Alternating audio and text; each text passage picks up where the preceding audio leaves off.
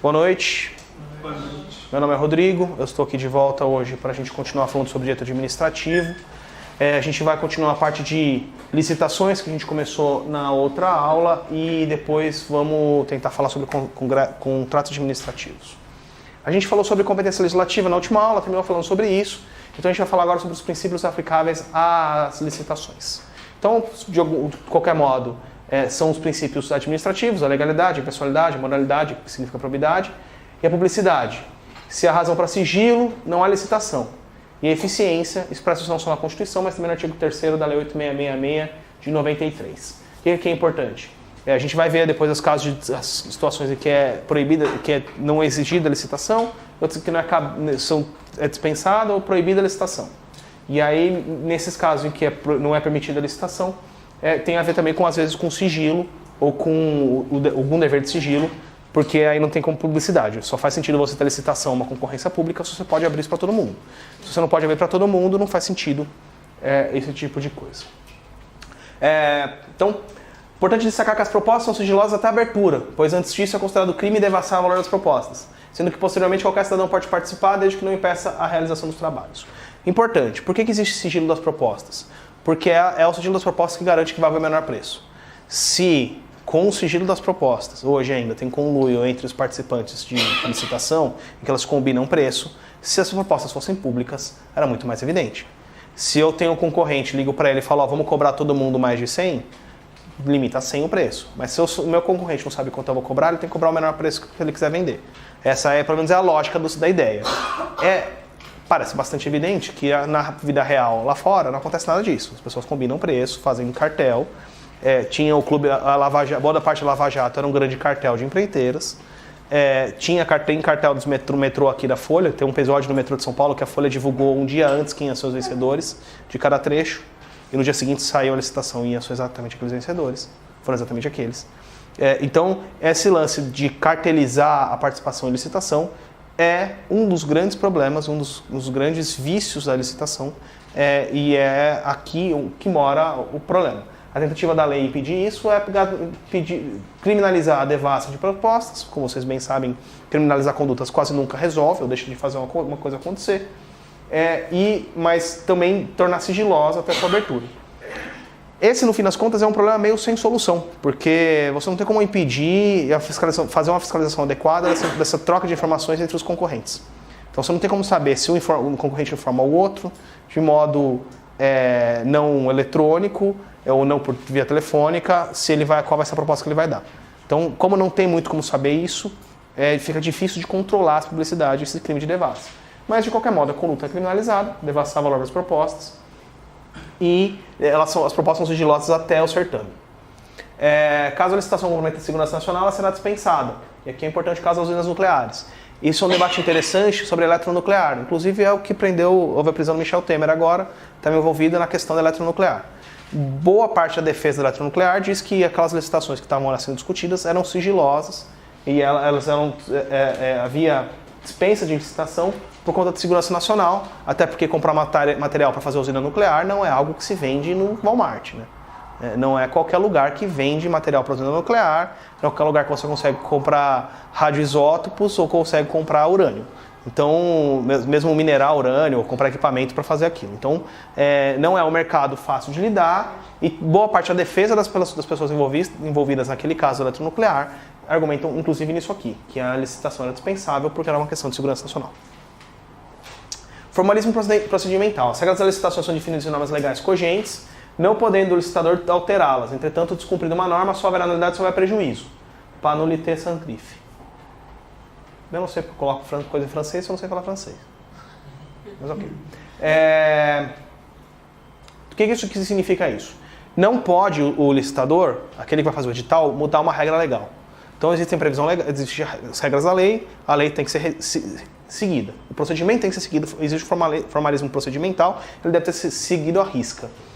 Mas se acontecer de alguma norma ser descumprida, só vai anular o certame ou só vai anular a licitação se houver prova de prejuízo. Então, por exemplo, tinha que convocar 8 pessoas, convocou 5, mas apareceram uma. Então não haveria um grande prejuízo nesse caso. Então daria para argumentar que alguém não apareceu e tal, mas não haveria prejuízo. Aí não precisa declarar nulidade. Outra coisa, princípio importante, vinculação ao instrumento convocatório. O instrumento convocatório, de alguma forma, é o que dá regra, ou que estabelece as regras do certame licitatório. Isso também vale para concurso. É o edital que estabelece as regras. E é um instrumento que convoca, que aqui é o mais importante. Então, as regras estabelecidas no instrumento convocatório devem nortear todo o certame. Seu desrespeito implica em presunção a violação da isonomia e competitividade. Edital é normalmente um instrumento convocatório, e por ele Lopes, o edital é a lei interna da licitação, a competência discricionária fica cristalizada no edital. Então, se eu tenho um espaço para discricionariedade no ato administrativo que convoca uma licitação, essa discricionariedade é exercida na convocação do edital. É neste momento que eu consigo exercer um poder discricionário. Vocês viram de alguma forma essa questão de ato discricionário e ato vinculado, e sobre como a discricionariedade está envolvida apenas na questão do objeto e da motivação. Então, nesse momento, no objeto da licitação e no motivo da licitação, da finalidade da licitação, são os espaços em que eu tenho possibilidade de discricionariedade, e ela é cristalizada no edital. É o edital que significa, ou é o instrumento que demonstra o resultado do meu exercício de poder discricionário. Então, a revogação da licitação só é possível quando fundamentar interesse público superveniente. Julgamento objetivo, que é importante. Se eu estou estabelecendo um procedimento para contratar, para a administração contratar, a administração contrata e tem que estar regido pela impessoalidade, porque é um dos princípios constitucionais da administração, esse julgamento tem que ser objetivo. Se ele não for objetivo, não faz sentido tudo isso. Então, o julgamento objetivo, ele tem que consagrar os princípios da igualdade e da impessoalidade. O edital deve indicar elementos objetivos e concretos para a valorização das propostas, retirando a discricionariedade do julgador. O objetivo é um elemento que pode ser comparado facilmente com os números. E as propostas também devem ser objetivas, ou seja, apontar valores, especificações técnicas, de forma precisa, etc., para vincular a proposta dos demais licitantes.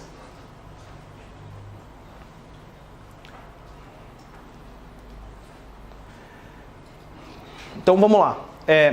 O que a gente está falando sobre o julgamento tem que ser objetivo, significa que ele tem que ser objetivo em duas formas. Ele tem que estabelecer critérios objetivos e as propostas também têm que ser de forma objetiva para que elas possam ser compreendidas.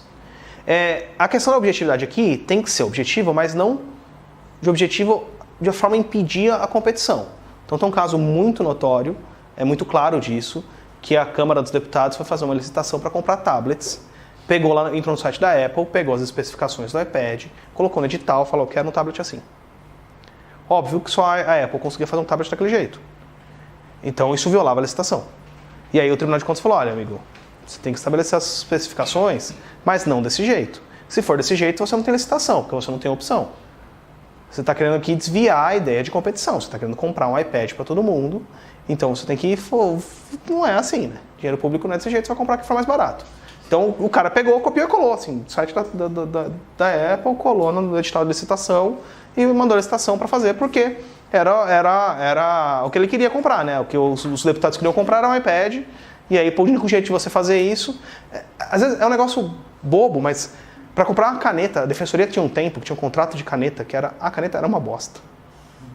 Era horrorosa.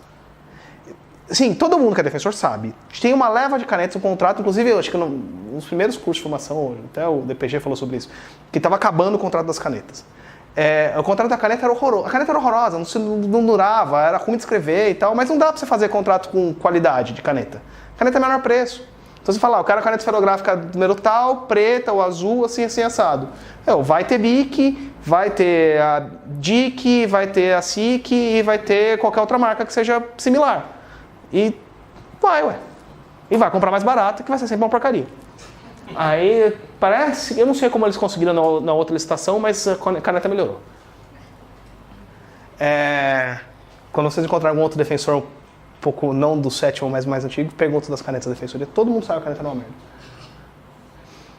A adjudicação compulsória. A administração é obrigada a atribuir o objeto da licitação ao seu vencedor, caso deseje fazê-lo. O objeto da licitação deve ser atribuído ao vencedor. Então vamos lá. O que é adjudicação compulsória? Adjudicação compulsória, o que é adjudicar? Adjudicar é o juiz determinar alguma coisa. Compulsória é obrigatório. Então a adjudicação compulsória é eu obrigar a administração a assinar um contrato, adjudicar, na verdade, tornar obrigatório alguém fazer alguma coisa. É obrigar a administração a assinar um contrato administrativo. Se a administração licitar, sair uma licitação, ela é obrigada a contratar? Não. Mas se ela contratar, tem que ser convencedor da licitação. Peraí, se ela contratar? Tem que ser convencedor da licitação. Sim. Então, ela não é obrigada a contratar, mas se ela for contratar, tem que ser com quem ganhou a licitação. E essa é a possibilidade de adjudicação compulsória. Ela é obrigada a atribuir o objeto caso deseje fazê-lo. Então, se a administração quiser efetivamente contratar, ela tem que ser por vencedor. O vencedor da licitação é chamado de adjudicatário, a administração é obrigada a contratar quem vence? Duas posições, baseadas na situação em que gera a vitória do certame. Então, se a vitória no certame é uma expectativa de direito, ela não vincula a administração, a posição da maioria da doutrina. Se é um direito subjetivo, ela vincula a administração. Essa posição vem prevalecendo em relação aos concursos públicos, mas não à licitação. Então, por quê? Existe aquele entendimento de que, se você é aprovado na lista de vagas, você tem um direito subjetivo à nomeação. Então, o direito subjetivo à nomeação, o Estado é obrigado a fazer aquele ato. Agora, se a licitação ou se é aprovado fora da lista, no cadastro de reserva, é mera expectativa de direito, aí ninguém é obrigado a fazer. Agora, se eu for nomear alguém no meu concurso que eu chamei, eu sei lá, fiz um concurso para contratar professor infantil. Se eu for contratar professor infantil, era cadastro de reserva, se eu for chamar, eu tenho que seguir a ordem da lista. Agora, se eu não for chamar, eu não sou obrigado, porque está fora da lista de vagas. Ampla defesa e contraditório. Toda decisão que restringe direitos dos licitantes deve ser precedida de contraditório e ampla defesa. Por exemplo, revogação ou anulação de licitação. Exceções ao dever de licitar, isso aqui é importante. Então, o que a gente tem como regra? Toda vez que você vai comprar alguma coisa, toda vez que você vai contratar um serviço, você tem que previamente fazer uma licitação, fazer uma concorrência, uma espécie de concorrência, para permitir que qualquer pessoa possa contratar com o Estado. Existem algumas situações em que isso não é obrigatório. Aqui, para a gente, é mais importante as situações em que isso não deve acontecer do que isso deve acontecer, até porque a gente está em concurso público, não administrando. Então, concurso normalmente pergunta exceção. Então, você tem duas possibilidades. O artigo 37, inciso 21, já começa com uma ressalva, autorizando algumas hipóteses que é possível contratar sem licitação. Para você poder contratar diretamente, você precisa de prévia justificação e comunicação à autoridade superior. E as duas categorias genéricas de contratação direta são a licitação inexigível e a licitação dispensável. Na verdade, não é uma licitação proibida, mas é uma licitação que não é possível exigir. E aqui a gente vai ver os casos de cada uma delas. Licitação inexigível é quando aqui a competição é inviável, porque só existe uma pessoa ou um produto que satisfaça o interesse da administração. A licitação é impossível. Então, uma das situações de licitação inexigível é quando a licitação é impossível. Se eu quero contratar a Daniela Mercury para um show na Paulista, no Parada Gay, só existe uma Daniela Mercury. Não dá para ter duas, não adianta eu licitar. Tem lá uma relação com a causa, tem um aspecto efetivo, a prefeitura quer contratar a Daniela Mercury para parada LGBT.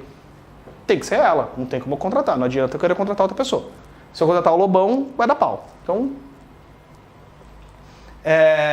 o rol de 3 incisos do artigo 25 é meramente explicativo, artigo 25 da Lei de Licitações. Porém, em outras situações que se constate a falta de competição, haverá exigibilidade. Artigo 25. É inexigível a licitação quando houver inviabilidade da competição, em especial fornecedor de produto ou serviço exclusivo, que era o que o deputado queria com a questão do tablet da Apple, ele queria entender que era um fornecedor exclusivo, mas na verdade não é, porque o que ele está comprando não é um iPad, é um tablet, então tem de outras marcas.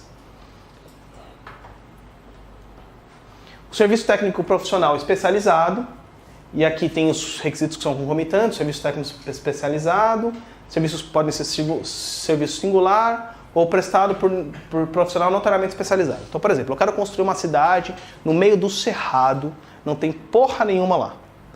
Eu preciso chamar alguém. Quem que eu vou chamar? Vou ter que chamar um cara que é especialista nesse tipo. Então, vou lá contratar o Oscar Niemeyer. Eu preciso fazer uma licitação para contratar o Oscar Niemeyer? Não. O cara é especialista, já fez aquilo um monte de vezes, é um cara capaz de controlar, de organizar esse projeto todo. Então, não preciso contratar porque ele é um profissional.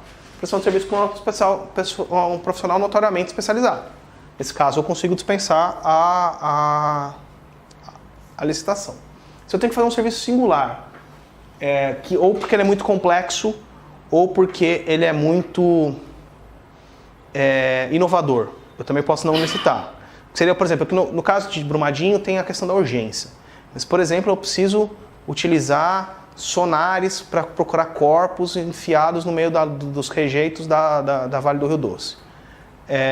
eu poderia contratar uma pessoa que saiba operar aquele equipamento, esteja treinado, ou mesmo a empresa que fornece aquele equipamento que não fornece mais nenhum no Brasil, porque eu preciso daquele equipamento logo. Ou é só aquela empresa que fornece. Então é um serviço singular que só uma pessoa faz, então dá para contratar sem licitação também. E é contratação de artista, que eu estava falando sobre a Daniela Mercury. E aqui a licitação dispensável. Então eu tenho um pouco mais rápido, porque esse é um assunto que não cai tanto, é importante vocês verem mais, mas eu queria falar sobre outras coisas também. Licitação dispensável é quando há possibilidade de competição, mas é uma faculdade do administrador contratar diretamente ou licitar. Exercício de competência discricionária. Se é uma competência discricionária, eu tenho que justificar. Eu sempre tenho que motivar a competência. Então, o administrador pode, nesse caso, escolher licitar ou não. Então, ele fundamenta a dispensa de licitação. Se vocês forem retardados que nem eu, vocês devem ler o Diário Oficial todos os dias.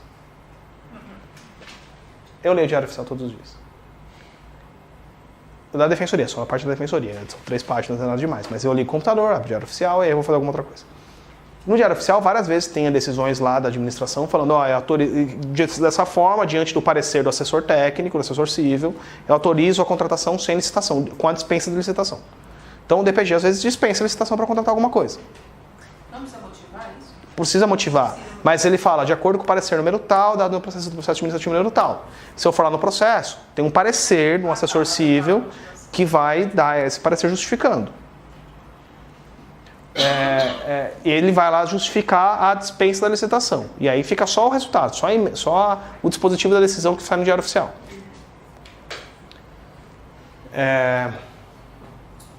Então o artigo 24, o artigo 24 dispõe de 31 incisos de forma taxativa. E aqui as hipóteses mais frequentes a gente vai falar só um pouquinho sobre elas. Então a primeira é de pequeno valor. Teve uma atualização desse valor, está errada meu slide. São casos excepcionais de guerra ou grave perturbação da ordem. Emergência com calamidade pública, enchentes, por exemplo. Nesse caso, o prazo que eu contrato é no máximo de 180 dias. Então, por exemplo, no caso de Brumadinho, eu poderia contratar o que eu quisesse de serviço lá que fosse necessário, que ia valer por 180 dias. Mas então, o que eu tinha que fazer, sendo um bom gestor? Teve a tragédia, contrato hoje o que der para contratar, tudo que eu vou precisar, mas eu vou ter que começar a licitação, porque daqui a 180 dias eu vou ter que fazer o contrato. Então, é esse o papel adequado do gestor ali, né? Segundo a horinha, o gestor. Teria que imediatamente faz as duas coisas. Contrata por emergência e já começa o processo de licitação. O Odete Medawar, que é uma das pessoas que eu tive aula na faculdade, mas que participou da elaboração do texto dessa lei, da lei das licitações, dizia que a licitação não era lenta, o problema era o administrador não sabia usar o instrumento. Ela falava, os prazos estão lá, a lei está lá, tem possibilidade de contratação indispensável de licitação em caso emergencial. Tem vários instrumentos para você utilizar na lei. O problema é saber usar a lei adequadamente. Se você conseguir usar a lei adequadamente, não tem problema de prazo nenhum. Não é a licitação que é lenta, é o administrador que é lento. Eu acho que ela tem alguma razão nisso. Licitação deserta, que é quando não aparece interessado em licitação anterior. Então eu faço uma licitação e não vem ninguém. Então, eu faço uma licitação, não vem ninguém. Aí, se eu fosse fazer outra, seria muito prejudicial, porque provavelmente eu perderia o prazo, eu demoraria muito tempo para fazer isso. Licitação deserta é diferente de licitação fracassada. Essa licitação deserta depende do valor. Depende do valor. Licitação fracassada é aquela em que eu convoco a licitação, aparecem candidatos, mas nenhum deles é aprovado na etapa de apresentação de documentos. E aí eu não consigo eu não consigo aprovar ninguém, não consigo adjudicar para ninguém, ninguém consegue ser vencedor daquela licitação. Então aí existe a possibilidade que, como regra geral, não é uma licitação dispensada, por não constar no rol, a de administração realizar nova licitação ou reabre o prazo para apresentar documentos. Excepcionalmente, poderá a licitação fracassada considerar a hipótese de licitação dispensável quando a exclusão dos licitantes decorrer de preços impraticáveis, por exemplo, que é uma das hipóteses. Mas, em geral, o que se faz? Abre um novo prazo para o cara regularizar. Por quê? O processo de licitação, vocês vão ver, a apresentação de regularidade documental se dá no momento anterior ao resultado análise das propostas. Então, se eu não chego nesse ponto, ninguém apresenta a proposta. Então, eu abro o prazo para a pessoa conseguir regularizar, para conseguir aprender a apresentar as propostas. Quando as propostas se apresentarem, consignarem preços manifestamente superiores aos praticados no mercado nacional. Esse aqui é outro instrumento da lei para combater corrupção e licitação que é dificilmente utilizado. Eu posso falar, ó, vocês estão de sacanagem comigo, não vou contratar ninguém, vou contratar diretamente que eu vou pagar mais barato. Porque se os preços forem acima do mercado nacional, é uma causa de dispensa de licitação. Tem outras coisas aqui. Contratação de remanescente de obra, serviço ou fornecimento decorrente de questão contratual, que é aquele finalzinho da obra, quando precisa por algum motivo. Compra de elementos perecíveis, associação de portadores de deficiência sem fins lucrativos, desde que o preço seja compatível com o de mercado, e água e energia elétrica, e essa na realidade é possível ser afastada pela inexigibilidade, pois o sujeito que fornece água e energia elétrica é único. Mais ou menos, né? Porque, por exemplo, tem um mercado paralelo, mercado de energia, tem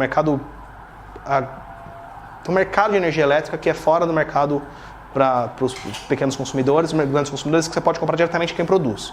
Então, por exemplo, a Votorantim tem a usina hidrelétrica deles, produz energia elétrica. Eles conseguem vender o excedente no mercado nacional. Mas essa é uma situação bem específica e... Há hipóteses dispensadas pela lei, como dação em pagamento. Então, alienação de bens, administração subordinada ao interesse, existência de interesse público devidamente justificado, será precedido de avaliação e obedecerá às seguintes normas. Aqui tem a possibilidade de dação em pagamento, e a dação em pagamento de imóvel não seguiria a licitação.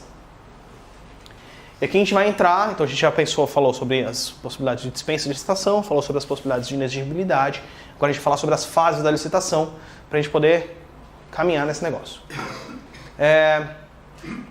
Antes das fases externas, há uma fase interna, na qual a administração verifica a possibilidade de licitar, quais são os objetivos, ou seja, verifica se há pertinência e oportunidade para o início do processo licitatório.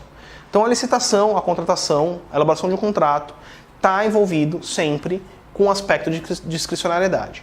Sempre que há discricionariedade, há poder administrativo, há necessidade de fundamentação e há uma escolha a ser feita pelo administrador.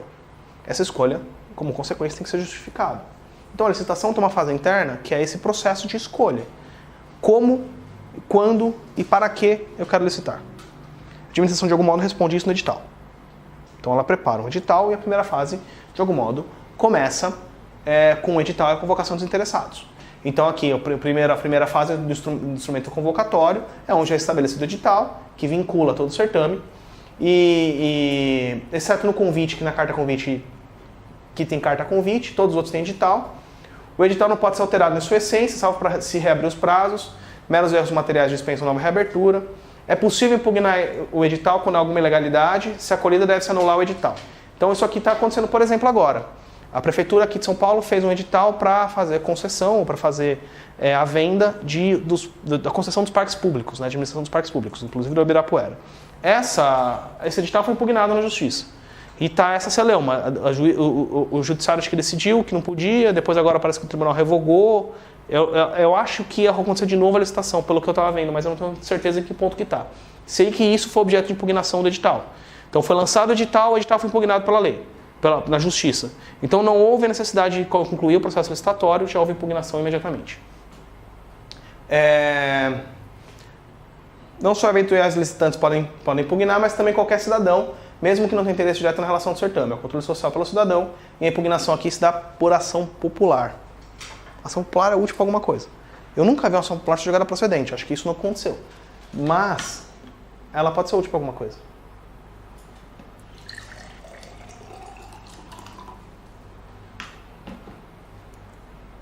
Fase 2, habilitação. Importante, aqui a estrutura é a seguinte. A gente vai falar sobre as fases, como elas são para todas as licitações, depois a gente vai falar como ela muda em cada uma das formas específicas de licitação. Então, a administração pública verifica as condições de cada licitante, investiga a pessoa do licitante, ou seja, análise do sujeito, para verificar sua aptidão para exercer o contrato. Então, o que tem que fazer? Não adianta eu contratar alguém que não vai ter condição de fazer aquele serviço. Não adianta eu contratar o seu José sapateiro para comprar bota para funcionário da CPTM. O cara não vai ter condição de fazer bota para sei lá quantos mil funcionários. Bota da PM. sei lá quantos PMs tem no estado de São Paulo, contratar um cara que tem ele a maquininha de sapato dele não vai dar certo.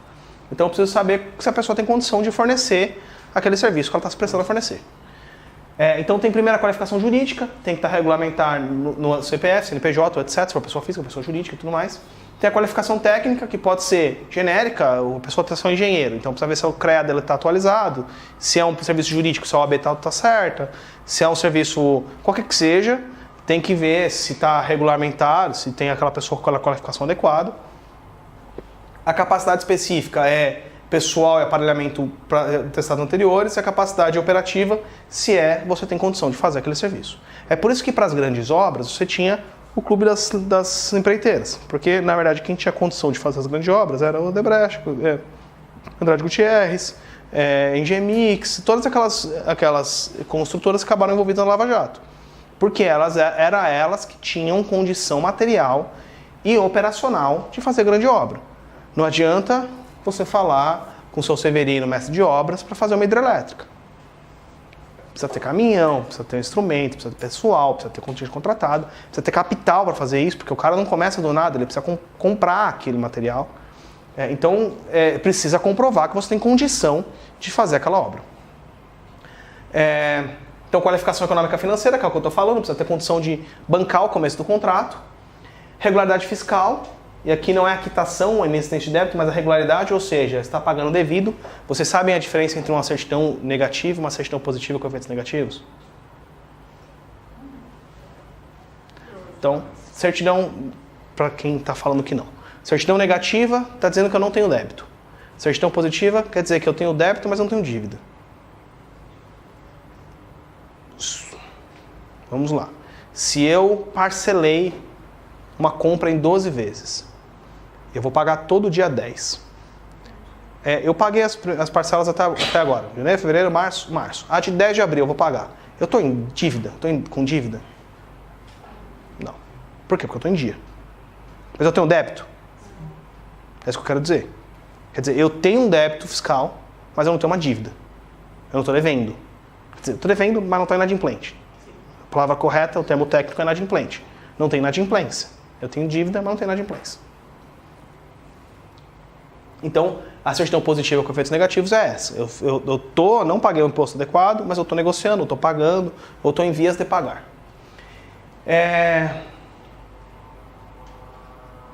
E aqui tem especificidades, depois você dá uma olhada nos slides.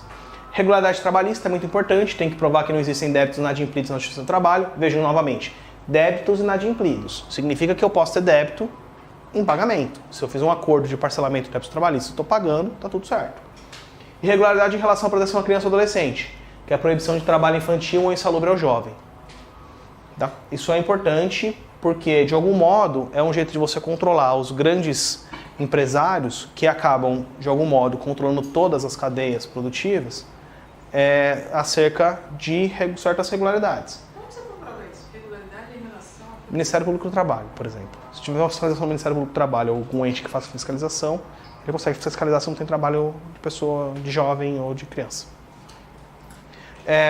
O que é importante aqui? Então, por exemplo, os governos do PT quiseram, de algum modo, construir toda uma cadeia econômica a partir da cadeia de petróleo e gás.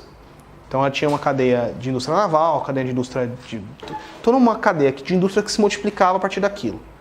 Só, claro, tinha uma ideia interessante de desenvolvimento de indústria nacional, também tinha o lado B, que era a Lava Jato, que ficou demonstrado, inclusive, nos esquemas de corrupção da Petrobras. Isso tudo tinha um papel, isso tudo fazia com que a política de desenvolvimento econômico adotada tivesse um papel multiplicador disso. Um papel multiplicador disso. Porque eu conseguia obrigar que a empresa que eu estou contratando tenha regularidade trabalhista. Estou pagando os débitos trabalhistas dela. Quando ela for contratar um terceiro, ela tem que ter, os débitos trabalhistas também têm que estar em dia, senão eu sou responsável. Se eu tiver devendo tributo, eu vou ter que pagar o tributo. Isso fazia com que aquilo se expandisse de um jeito que, de algum modo, eu conseguia garantir regularidade trabalhista de mais empresas. Esse é um efeito multiplicador dessas exigências que às vezes a gente não percebe na análise econômica. Quando você contrata uma grande empresa que vai ter que contratar outras, porque eu vou ter que comprar cimento de alguém, eu vou ter que contratar uma empresa de faxina, uma empresa de vigilância, vou ter que contratar transportadora. Tudo isso vai ter que também ter que atender esses requisitos. Então eu consigo espalhar esses requisitos para uma quantidade muito maior de pessoas ou de empresas. Por conta de inúmeros documentos, a fase é demorada. O licitante, ao entregar os documentos, recebe um certificado que possibilita comprovar a regularização jurídica e fiscal. Então, a pré-qualificação ocorre na concorrência sempre com o objeto de reclamar uma análise mais detida. Se o licitante não demonstra condições pessoais de contratação, ele será excluído do certame, chamado de inabilitado. Então, a inabilitação é um ato administrativo vinculado, pelos quais exclui um licitante que não preenche os requisitos previstos na contratação. Então, eu não posso não habilitar se a pessoa não preenche o requisito. É vinculado, eu tenho que inabilitar. Se todos forem inabilitados, abre-se novo prazo, o que a gente já falado sobre licitação fracassada, ou, em tese, começa uma nova licitação. Existe a possibilidade de tratamento diferenciado das pequenas empresas, que é um dos benefícios que ocorre geralmente na fase de habilitação, que é uma possibilidade de novo prazo para regularizar. E a Lei 8666 prevê a possibilidade de garantia, o dever de garantia de proposta, que é, na verdade, um valor máximo de 1% daquilo que vai ser contratado. A terceira fase é a fase de impugnação, que é a fase do recurso administrativo que tem efeito suspensivo. Caso todos os recorrentes sejam inabilitados, ocorrer a licitação fracassada, aberta uma nova licitação. E depois tem a fase de classificação e julgamento. Então, se houver um recurso acerca de inabilitação, esse recurso tem efeito suspensivo nessa fase. Os próximos recursos vocês vão ver que não tem. Por que é importante aqui? Porque se eu for abrir as propostas, eu vou ter que abrir a proposta daquele que foi inabilitado também.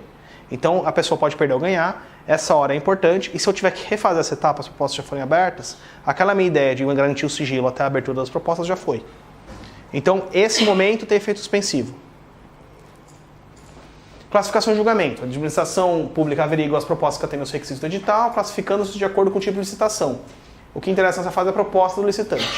Desclassificação é o ato administrativo que exclui a licitante cuja proposta não atende aos requisitos do edital. Não confundir com desclassificação. Não confundir desclassificação, que tem a ver com a proposta, com inabilitação, que tem a ver com o licitante. Nessa fase, se eliminam as propostas não sérias. E aqui a gente vai falar sobre os tipos de licitação. Então, tipos de licitação. Na Lei 8666 existem 4 tipos de licitação. Menor preço, melhor técnica, mista e maior lance ou oferta quando é leilão. Então, em geral, você consegue estabelecer aqui melhor preço, melhor técnica e mista. Se eu preciso de alguma coisa muito simples, é menor preço. Se eu preciso de alguma coisa que exige uma técnica específica, é técnica. Se pode juntar as duas coisas, é técnica e preço. É meio óbvio isso. Essa é uma coisa, menor preço é sempre uma licitação divertida. Café de repartição pública é sempre o pior possível, porque é uma licitação de menor preço. É notório. A caneta é licitação de menor preço. Isso sempre é um problema. É um problema porque você não tem o que fazer, você tem que ser o menor preço. E aí você não consegue estabelecer, principalmente com um tipo de coisa, um parâmetro de qualidade muito claro. Então, ele tem que ser regular, tem que estar no Inmetro, tem que ter mapa, tem que não sei o quê. Tem um monte de café bom e café ruim, que tá isso.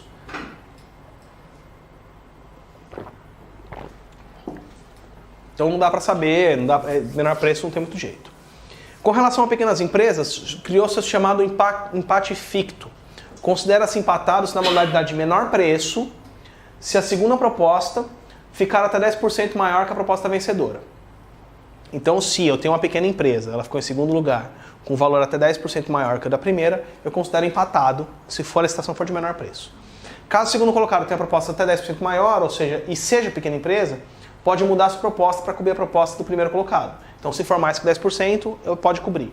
Isso está limitado. Isso aqui é uma possibilidade de mutabilidade de proposta, e que regra não ocorre nas licitações que obedecem ao princípio da imutabilidade das propostas. Então, a licitação está vinculada ao princípio da imutabilidade das propostas, que é a ideia de que você não pode ficar fazendo proposta, mas tem algumas exceções. Essa aqui é uma das exceções. E o recurso administrativo é utilizado pela empresa desclassificada, tem efeito suspensivo também, mas nesse caso aqui tem efeito suspensivo porque eu vou assinar o contrato já. Então, os dois momentos em que eu não tenho mais como voltar atrás, que é o momento em que eu vou abrir as propostas e o momento que eu vou assinar o contrato, tem efeito suspensivo. Os outros momentos não tem efeito suspensivo. Então, qualquer outro recurso na licitação não tem efeito suspensivo. E aí a fase 5 é a fase de homologação, que é a fase em que a administração verifica a legalidade, e aí trata uma etapa de controle. A homologação é um ato administrativo vinculado. Aqui Vejam que a licitação é um ato, e aqui existe, tanto que a gente começou falando sobre isso, sobre ser um ato ou ser uma concatenação de atos administrativos, e aqui está uma das provas de que é um processo administrativo. Ela começa com um ato discricionário, que é o edital, que estabelece um objeto que tem um exercício de poder discricionário, e termina com um ato vinculado, que é a homologação, porque a homologação, a administração não tem como deixar de fazer, ela homologa o resultado do vencedor se tiver tudo certo. Existe também a impugnação da impugnação à homologação, chamada representação, e aqui não tem efeito suspensivo, e só os licitantes podem fazer. E é possível anular toda a licitação quando o vício for insanável. Por exemplo, o vazamento dos sigilos das propostas. Se o vício for sanável, basta corrigir. E é possível a revogação da licitação, ou seja, ela é legal, mas é impertinente, por motivos de interesse público devidamente fundamentado e comprovado posterior à licitação. Então, se o meu ato de abertura de licitação é um ato discricionário, eu posso rever meu ato de abertura de licitação com um ato que também é discricionário. Vocês devem ter visto em ato administrativo, de que um ato discricionário pode ser revogado por outro ato discricionário. A revogação de um ato é o desfazimento dele de modo lícito, e a anulação ou nulidade é o desfazimento por vício. Então a revogação tem que ser feita pela mesma autoridade, mesmo instrumento, mesmo poder, e pode revogar, bastando justificar e fundamentar. Se não houver disfuncionalidade, não houver vício de motivação, é possível você revogar um ato administrativo, e então você pode revogar também uma licitação, se você fundamentar. Então, por exemplo, eu faço a licitação do Ibirapuera, faço a licitação, mas o processo não termina enquanto não acabar o mandato do prefeito, e o próximo prefeito eleito é contra licitar. Ele pode chegar lá e justificar revogando a licitação que foi feita. Isso tem a previsão. A sexta fase é a adjudicação, que é a fase final da licitação, é a última fase do procedimento licitatório, é o ato vinculado pelo qual a administração atribui ao vencedor o objeto da licitação. É o que efetivamente faz o pagamento, ou faz a compra, ou inicia o serviço. Efeitos da adjudicação.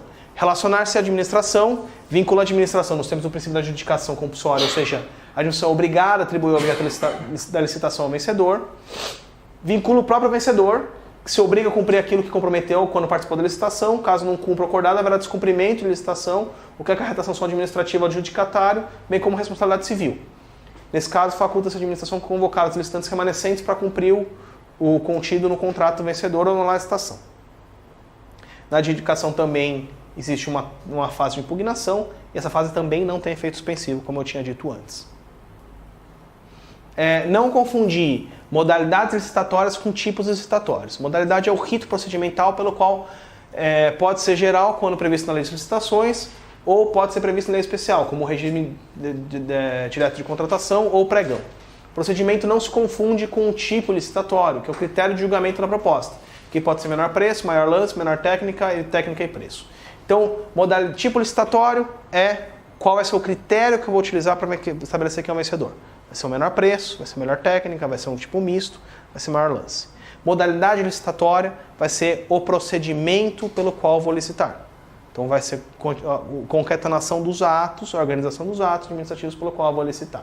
Isso pode estar previsto na Lei 8666, mas existem outros tipos previstos em leis posteriores. Tem a Lei do Regime Direto de Contratação, que foi para os grandes eventos, criado para os grandes eventos, mas se perpetuou, e a Lei do Pregão. Necessidade tem a ver com procedimento específico, modalidade tem a ver com procedimento específico. Então, modalidades comuns são previstas na Lei 8666. Concorrência, tomada de preço, convite, concurso e leilão. Modalidades especiais decorrem de leis especiais que afastaram a incidência da lei de licitações daquilo que ia contrariar. O regime direto de contratação, o pregão e a concorrência especial. A gente vai ver um pouquinho delas agora, que eu acho que é aí que acaba, se eu não estou enganado. Modalidade de consulta, modalidade polêmica, encontra a previsão legal nas leis reguladoras federais. Para a doutrina, representa a modalidade inconstitucional, pois não pode uma lei federal criar uma lei específica para as leis reguladoras. Entretanto, o STF entende ser constitucional, sendo que as agências reguladoras federais o utilizam regularmente. Aplicação. Para aquisição de bens e serviços não comuns, a comissão de licitação da modalidade de consulta é chamada júri. Nossa, está errada essa vírgula. Concorrência. Então, a concorrência é o modelo padrão. A gente estava vendo aqui o que a gente viu como as fases da licitação, a gente viu da concorrência. Então, adotada para licitação de grande valor, bem como para compra de bens imóveis, salvo vindação do pagamento. Então tem um valor acima de 600 mil, 650 mil e acima de 1,5 milhão para obras e serviços. Até também por concorrência, alienação de bens móveis que integram o patrimônio de administração. Universalidade, qualquer pessoa pode concorrer. Ademais, é a modalidade padrão, base, que pode ser usada como residual. Ampla publicidade, habilitação preliminar e prazo mínimo de 30 dias para menor preço e 45 dias para melhor técnica entre o edital e a apresentação de propostas. Que aqui é importante, características importantes. A habilitação é preliminar, ela é antes da abertura de propostas, ela tem ampla publicidade e ela serve para todos os casos. Etapa, então, procedimento administrativo preparatório, publicação digital, habilitação, julgamento, homologação e adjudicação, que é o que a gente viu agora há pouco. Tomada de preço. Aqui. Para a administração, realizar a contratação de médio valor, sendo facultativo para pequeno valor. Somente cadastrados podem participar, então aqui é diferente. Primeira diferença. Na concorrência, qualquer um pode participar. Tomada de preço, só quem é que for cadastrado. E o edital da publicação restrita. Normalmente a administração chama apenas os cadastrados, mas há a possibilidade daqueles que não estão no cadastro que devem requerer sua inscrição junto à autoridade licitante. Então, compras e serviços gerais entre 80 e 650 mil. Esses valores, salvo engano, foram alterados. Eu acho que não tá, eu não atualizei isso ainda.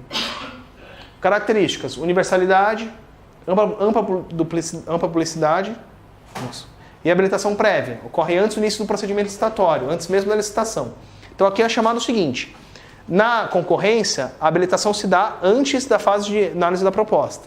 Na tomada de preço, a licitação se dá antes de começar a licitação. A habilitação é antes, porque quando eu vou me inscrever, eu vou me cadastrar, eu já tenho que comprovar que eu estou apto a ganhar a licitação. Então ocorre antes do início do procedimento licitatório, dá-se uma expedição de chamado registro cadastral, ou seja, quem desejar contratar com a administração deve estar cadastrando até 3 dias antes de recebendo as propostas. A habilitação é mais rápida. Qual que é a vantagem aqui? Como é mais fácil, eu já tenho uma quantidade de cadastrados, eu no dia a dia evito a fase de habilitação. Como eu já tenho o cadastro, já tenho aquela quantidade de pessoas cadastradas, eu parto direto para a proposta. Porque eu posso eliminar a fase e acabou. Convite. Apenas pequenas contratações. Os participantes deverão ser previamente cadastrados, o edital não é publicado na imprensa, mas é fixado em local visível em repartição e a administração está obrigada a convidar no mínimo 3 participantes.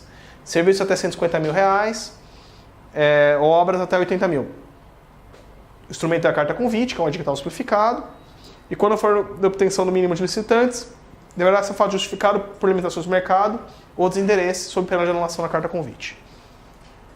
Característica. A administração escolhe 3 dentre determinado ramo do negócio para participar da licitação. Existe uma habilitação presumida, presume-se que esses 3 têm condições. Quando não for convidado para participar dessa modalidade, desde que tenha sido previamente limitado, quem não for limitado pode participar, desde que tenha sido previamente habilitado. Para garantir não serem sempre os mesmos convidados, a lei exige que seja chamado pelo menos um diferente. O registro são até 3 dias úteis. A publicidade é relativa. E está satisfeito com a mera fixação do instrumento convocatório em quadro de avisos. Concurso. É utilizado para a admissão para receber trabalhos técnicos, artistas e científicos. O vencedor recebe um prêmio em troca dos direitos autorais do seu trabalho. Modalidade licitatória para a escolha de trabalhos. Apenas o resumo do edital é publicado, indicando o local em que está regulamentado o concurso, qualificações técnicas, etc. Não se confunde com concurso público, que é critério de acessibilidade para ingresso na administração pública. A comissão de julgamento não precisa ser composta por agentes públicos, pois trata de avaliação técnica específica, devendo ter reputação liberada com conhecimento técnico na área. Por exemplo, se eu quisesse construir uma nova cidade, uma nova capital, e falasse, olha, eu vou fazer um concurso para ver quem vai fazer o melhor projeto. Nesse caso, eu poderia fazer um único concurso, cada um vai apresentar um projeto, e vai ter uma comissão que vai escolher um vencedor. Esse vencedor vai receber um dinheiro em troca dos direitos autorais do projeto. Diga. Professor, é o que às vezes fazem em relação a direitos humanos, propostas para a melhoria do sistema penitenciário, aí eles abrem prazo para artigo científico. Sim. Existe a possibilidade de fazer um concurso. Esse concurso geralmente é feito, tem muita utilidade com projeto arquitetônico ou com projeto mesmo, construção de um projeto qualquer. Qualquer coisa que pode ser projeto, isso faz algum sentido porque você consegue aumentar a possibilidade de ideias sem gastar um dinheiro grande. Então, ao invés de eu contratar 8 escritórios de arquitetura para fazer um projeto arquitetônico, eu faço um concurso e eu vou pagar só um deles. Porque é só para o vencedor que eu vou pagar. O leilão, então para a administração alienar bens móveis, então aqui, para eu vender e não para eu comprar, eu preciso fazer isso por leilão. No leilão não se realiza habilitação. A modalidade própria é alienação de bens da administração. Maior lance ou oferta, horários sucessivos até o maior valor, são os tipos de leilão. O leilão só pode ser utilizado para a alienação de alguns determinados bens. Bens imóveis inservíveis, bens legalmente apreendidos ou empenhados, ou adjudicação de bem imóvel. E aqui o mais importante, de longe, que é essa maior alteração da lei, e aqui é a questão mais importante de toda essa questão sobre licitação, é o pregão. O pregão é uma modalidade prevista na Lei 1052 de 2002, que revolucionou as licitações brasileiras, trazendo benefício à administração. Surgiu por meio de uma medida provisória, somente para a União, o que era inconstitucional. Contudo, a conversão em lei corrigiu sem inconstitucionalidade. Então, primeiro ela surgiu no momento, no governo FHC ainda, no momento que eles estavam nas agências reguladoras. Depois, isso acabou virando lei, porque tinha toda essa discussão sobre constitucionalidade, e hoje, basicamente, é o modelo mais usado, porque é o modelo de fim mais simples. Então, para a administração adquirir bens ou contratar serviços comuns, é comum aquilo que pode ser escolhido apenas pelo menor preço, independente do valor da futura contratação. Benefícios: diminui os custos, cai em média pela metade, celeridade, é mais célere, tem mais dinâmica, normalmente demora menos de um mês em comparação com a concorrência que tarda média 4 meses. Pregão é licitação invertida, não é faculdade, habilita a participação depois da disputa. E como regra, pregão deve ser eletrônico, só é possível adotar presencial quando motivadamente a forma eletrônica é inviável. Então vamos lá, o que é o pregão? O pregão é você inverter as fases. Então, ao invés de eu habilitar, sei lá, tenho 20 contratantes, eu vou ter que fazer a habilitação, verificar documento de 20 contratantes, de 20 pleiteantes, 20 candidatos, para depois ver a proposta e contratar só um deles. O que o pregão fez? Inverteu a ordem. Primeiro eu vejo a proposta, depois, não pode mais mudar a proposta, está feita a proposta. Depois que eu vejo a proposta vencedora, eu verifico se a pessoa está habilitada. Então eu verifico a habilitação de documentos de só uma pessoa, só um candidato, e não mais 20. E esse pregão pode ser um pregão eletrônico. Tem essa outra vantagem também, que geralmente diminui o valor pago pela administração, que é eu delimito um tempo em aberto e as pessoas vão fazendo lances, que vai sendo visto o lance. Então eu posso mudar minha proposta, mas encerrou a fase, é o melhor lance que eu recebo. É por isso que ela faz mais sentido para contratações de menor valor, cujo tipo de modalidade de licitação é de menor preço. Então são duas etapas. A etapa classificatória, cada participante apresenta uma única proposta por escrito. Serão classificados aquele de menor proposta, aqueles que não superem em até 10%. E a segunda etapa, disputas na qual os classificados poderão fazer lances livres e sucessivos durante um determinado tempo. É o esquema leilão filme, assim. Eu faço por tanto, eu faço por tanto, eu faço por tanto. Ao final, aquele com menor proposta é convocado para habilitação. Segundo sendo habilitado, será o vencedor, não sendo, será dispensado e convocado segundo, assim sucessivamente. Então eu consigo ganhar muito tempo, porque eu não fico fazendo habilitação de um monte de cara que não vai ganhar a licitação. A ideia é, por que eu vou verificar, sei lá, documento de 10 candidatos, se eu posso verificar só de um? Isso tem uma perda, que é a perda do efeito multiplicador da exigência de regularidade fiscal e trabalhista. Estava cheio de empresas que só pagava tributo quando tinha que licitar. E agora o cara só paga se ele tiver que habilitar. Senão ele nem adianta, ele não vai nem pagar. Então tem essa possibilidade. Tinha, por exemplo, um efeito que era saudável. Mas isso dá tanta celeridade, e é possível fazer pela internet, que não faz muito mais sentido aquilo. É melhor trocar pau nesse negócio que faz mais sentido. Características.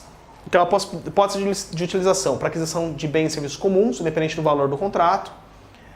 Conceito de bens e serviços comuns é um conceito determinado, a própria lei tentou definir, mas o conceito legal é lacônico, e não consegue individualizar a hipótese de padronização de sua configuração, viabilizada pela ausência de especificação a ser atendida. Então, tem um decreto federal falando quais são. Tipo de licitação, critério de julgamento é o menor preço, fase, se inverte algumas fases. Aqui é a inversão da fase de classificação, julgamento com habilitação. E a inversão da fase de homologação e adjudicação também. No pregão, primeiro verifica essa adjudicação, para somente depois a homologação. Essa inversão não traz nenhum benefício, mas está um pouco prejudicial. Então são duas inversões. A primeira da fase de habilitação e fase de julgamento, e a segunda da fase de adjudicação e fase de homologação. Mas essas duas fases finais só muda porque muda. Não tem muita vantagem. As propostas, então aqui a gente já falou, né, dos tipos estatórios. Fase de recursão única, essa é outra vantagem. Só recorre uma vez ao final. Então não tem aquele monte de recurso com efeito suspensivo que para o processo licitatório. Mas esse recurso tem efeito suspensivo? Agora você Tem. Tem porque ele encerra ali e precisa resolver ele na hora. Espécie de pregão. Pregão comum ou presencial ocorre na presença física dos licitantes na sessão pública. Ou pregão eletrônico ou virtual, que é feito pela internet e é a regra. Garantia da proposta. É a garantia exigida pela licitação para mera participação na licitação. No pregão é vedada a garantia de proposta. Essa é outra coisa que excluía pessoas, excluía participantes de licitação, porque, de algum modo, quando você exige que alguém dê alguma coisa em garantia, você diminui a quantidade de pessoas que pode fazer. Desistência. Quando o vencedor do certame, após a habilitação, se recusa a firmar o contrato, ganha uma desistência. Nesse caso, a administração pode aplicar uma sanção administrativa contra esse. Pode, então, convocar o segundo colocado, que se habilitando a firmar o contrato, assim vai lá. Regime diferenciado de contratações, o RDC, é aplicável a todas as outras modalidades licitatórias. É extremamente polêmico, foi editado para uso temporário, a fim de entender as obras da Copa do Mundo, da Copa das Confederações, dos Jogos Olímpicos e Paralímpicos. Contudo, em razão de reformas legislativas, aumentaram suas possibilidades de contratação para o PAC, ensino, obras do SUS e unidades penais e socioeducativas. Ou seja, é um legado da Copa. Já houve ajuizamento de duas ADINs, pendentes de julgamento no rito do artigo 12, decisão liminar definitiva. Eu, honestamente, não verifiquei essas duas ADINs. Eu acho que eu verifiquei há pouco tempo e não tinha julgado ainda. Características. Ela é outro regime de pregão, então inverte a ordem. Por decisão discricionária, a administração pode decretar o sigilo dos valores envolvidos. Tribunal de Contas, Controladoria Geral e o Ministério Público têm acesso aos valores, porque eles são obrigados a guardar sigilo. Então, qual que era a questão? Eu estou fazendo uma grande obra, que vou ser criticado porque eu estou fazendo um estádio de 1 bilhão, então eu vou querer esconder o valor. Basicamente é isso. É que isso depois os caras falaram, porra, da hora esconder o valor. Vamos esconder então. Também por decisão discricionária, o administrador decide se a licitação será eletrônica ou será presencial. Também se a licitação será aberta, lances públicos, livres e sucessivos, ou será fechada. Cada participante faz apenas um lance sigiloso por escrito. Decide ainda se a licitação será invertida, habilitando participantes ao final, depois de encerrar a disputa, ou se será normal, habilitando antes da disputa. No RDC são previstos 3 procedimentos auxiliares. Cadastramento eletrônico, padronização eletrônica, a administração divulga os padrões para as suas futuras contratações, sistema de registro de preços. Sempre que uma coisa for para entregas ou prestações parceladas ou periódicas, a administração não puder definir previamente a quantidade que necessitará, ou ainda quando coisa for compartilhável entre entes públicos. A administração faz uma licitação, os participantes registram os preços que cobrarão, tomando assim uma tabela de fornecedores válidos por um ano. Sempre que a administração precisar daquela coisa, poderá licitar ou comprar daqueles que registraram seus preços. Isso aqui é importante para compra de remédio. O RDC vale para o SUS. Então vamos supor, eu vou comprar coquetel para pessoas portadoras de HIV. Eu não sei quantos coquetéis eu vou precisar no ano. Eu consigo ter um estabelecimento padrão, porque eu sei que é uma doença que as pessoas que já são portadoras do vírus eu tenho uma quantidade certa, mas pode aumentar muito, pode aumentar menos. Eu não sei quanto eu vou precisar comprar. Pode ser que pessoas parem de tomar, deixem de ir e tal, eu não sei quanto eu vou precisar comprar. Então não adianta eu fazer uma licitação para comprar 100 mil doses. Não sei se eu vou precisar de 100 mil doses. Pode ser que eu precise de 110, pode ser que eu precise de 90, pode ser que eu precise de 150. Então o que eu faço? Eu faço um registro de preços.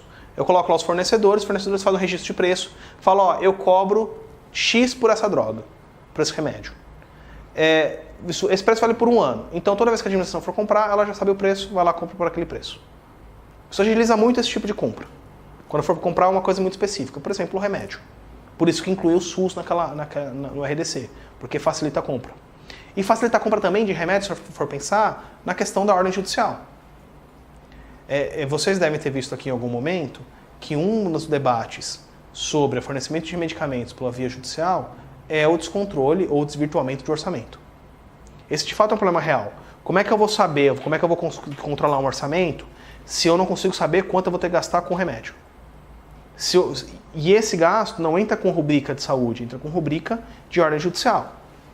Então pode ser que eu gaste muito mais do que eu planejei se houver, por exemplo, um monte de decisões judiciais. Aquela pílula do câncer aconteceu isso. No primeiro momento começou a ter algumas decisões, depois aquilo foi revertido porque se conscientizou ou se debateu aquele assunto de que aquilo não fazia sentido. Mas existem vários problemas, várias situações nesse sentido. Por exemplo, uma questão que é muito recorrente é a questão da insulina. A insulina é fornecida pelo SUS, é um tipo chamado NPH humana. Estou falando isso porque eu era assistente, fiz bastante casos de insulina, já li bastante vezes isso. Chama NPH humana, cujo a dose, a quantidade, sei lá qual, o Estado paga entre R$ 3 e R$ 5. Essa é uma insulina que tem curta duração, ela tem uma administração mais complicada.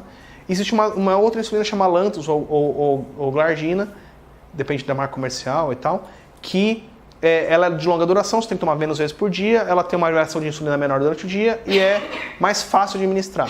Só que cada dose custa entre 100 e 150 reais. O Estado não inclui na lista do SUS. Não inclui. Decidiu, não vai incluir, não vai incluir, não quer incluir, não vai incluir. Então tem 1 trilhão de decisões judiciais mandando o Estado pagar a insulina Lantus ou Glargina. E o Estado paga, porque cumpre a decisão judicial. O Estado provavelmente compra com base nisso aqui. Ele vai lá, faz um registro de preços de insulina Lantus, fala, não sei quantos eu vou precisar esse ano. Pode ser que entre um monte de ação judicial, pode ser que não entre nenhuma. Então eu vou fazer um registro de preços e eu vou comprar na medida que for necessário. De algum modo, uma crítica efetiva que se faz à à judicialização da saúde, que é esse desvirtuamento do orçamento, ela é mitigada com esse tipo de coisa. Porque você permite alguma previsibilidade, pelo menos, de preço. Ela ainda é um problema porque eu não sei quanto eu vou gastar, e isso de algum modo desvirtua o meu orçamento, mas não é tão problemática porque eu consigo controlar preço. E algumas características são objetos de ADINs, né, dessa questão do RDC. O sigilo do orçamento, a contratação integrada, que é a empresa contratada para atuar em todas as etapas da obra e do serviço, incluindo a elaboração do projeto básico. Na 8666, quem faz o projeto e execução não pode realizar a execução de obra, já no RDC pode fazer tudo. Remuneração variável do contratado. Remuneração do contratado pode ser variações dependendo do seu desempenho. Isso aqui, gente, é o seguinte. Vocês têm irmão? Todo mundo que tem irmão, eu tenho 2. Sabe que quem divide não escolhe. Quem divide não escolhe. Sei lá, você tem 2 pedaços de pizza. Você vai dividir o pedaço. Quem corta, não escolhe. Porque se eu cortar, eu vou cortar um pedaço maior para mim e vou escolher primeiro. Então, coisa de irmão. Quem corta, não escolhe. Pelo menos na minha casa, que todo mundo é gordinho, quem corta não escolhe. É isso. Qual que era a ideia do 8666? Se eu não posso fazer o projeto e a obra ao mesmo tempo. Porque senão eu posso dar engabelada no projeto, depois na hora que eu vou fazer a obra, eu que vou receber por aquilo. O RDC fala, não, pode fazer, é mais fácil, manda pau, faz o seu projeto e a obra. E essa é uma questão que está sendo organizada por ADIN. Porque, de algum modo, os caras falam, não dá. É de fato mais rápido, mas tem coisa que não dá para fazer. Se eu mando a mesma pessoa fazer o projeto e a obra, que eu vou garantir que eu vou fazer o projeto mais efetivo e não que é mais caro. Tem uma história sobre a Ponte Estaiada aqui em São Paulo, inclusive tem uma ação judicial sobre isso, que o projeto inicial não era para ser uma ponte estaiada daquele jeito, era para ser uma ponte normal. E aí foi feito um projeto que falaram, olha, se a gente fizer uma ponte estaiada, cruzando assim, assim, assado, vai ficar mais barato do que o projeto inicial. Não, tá bom, então faz. No fim ela ficou muito mais caro. Mas, então, existe... Por quê? Porque existia a questão de quem faz o projeto, quem faz a obra. Esse, para mim, é o questionamento mais importante da RDC, porque eu acho que, de algum modo, isso é uma porteira aberta para casos de corrupção. Né? E concorrência especial, para a administração oferecer concorrência de serviços públicos, concorrência especial, que também é uma licitação invertida. E eu acabei licitação. Vamos dar um intervalinho?